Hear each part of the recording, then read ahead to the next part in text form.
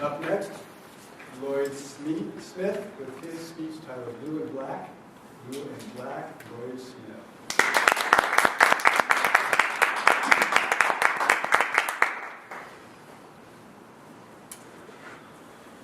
When Jay pulled his car over to the side of the road, he picked a spot where there's nothing to see but low, rolling hills planted with winter wheat and the sky.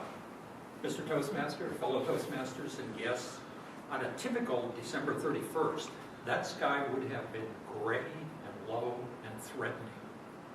On the last day of 1995, the sun was shining, and the sky was an almost impossible deep blue, a doorway to infinity.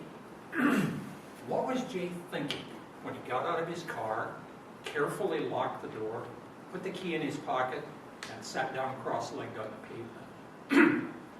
I know what he was thinking 10 days earlier, when he came to the English department office on the last day of class before the winter holiday break to ask me to write some letters of recommendation. We talked about his eagerness to get on with his life after high school. We talked about various colleges.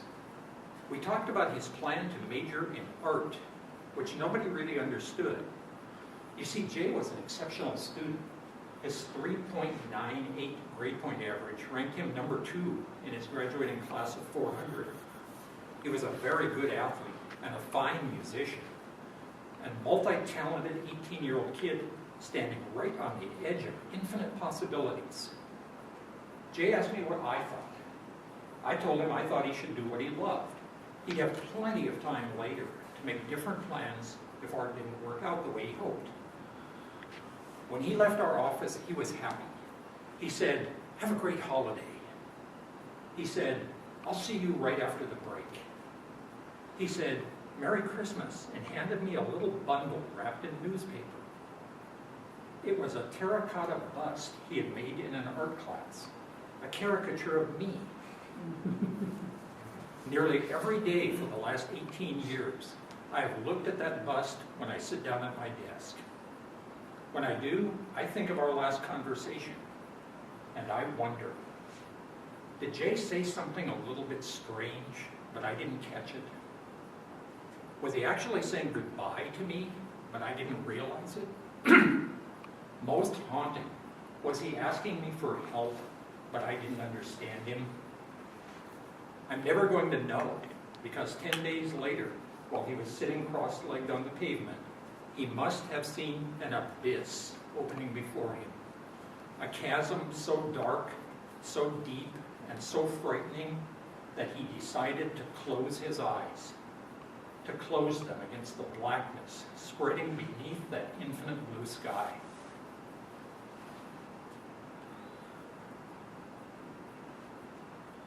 A week later, the sky was not infinite. When the high school principal, Mike, and I came out of the funeral home, we stepped into low, gray bleakness, swirling snowflakes, and dozens of sobbing kids. After a couple of minutes, Mike looked over at me and said, "I can't take this anymore." I couldn't either, and we literally ran away back to the school.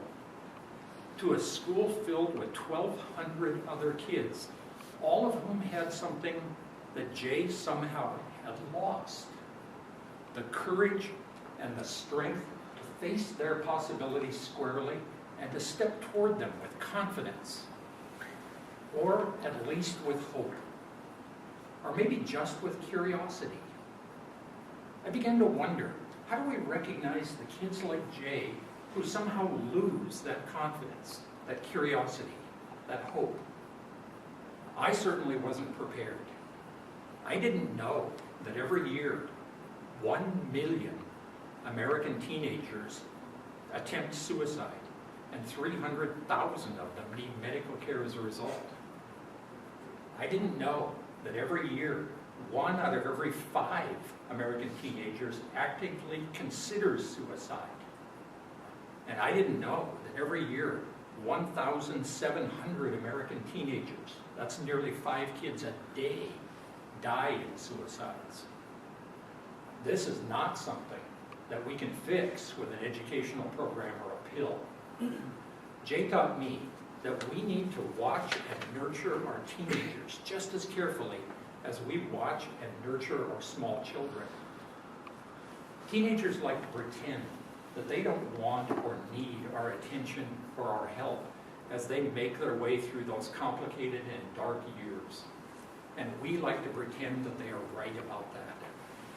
It's so easy to look at a moody teenage boy and say, he's just going through a phase. It's so easy to look at a weeping teenage girl and say, she's just being dramatic. And it's so easy to look at a kid like Jay and say, that kid is a star, and he's going places. But what if we are wrong? What then? What if one of those kids does what Jay did? What if that kid drives his car up to the wheat fields along a lonely road? What if that kid sits down cross-legged on the pavement alone?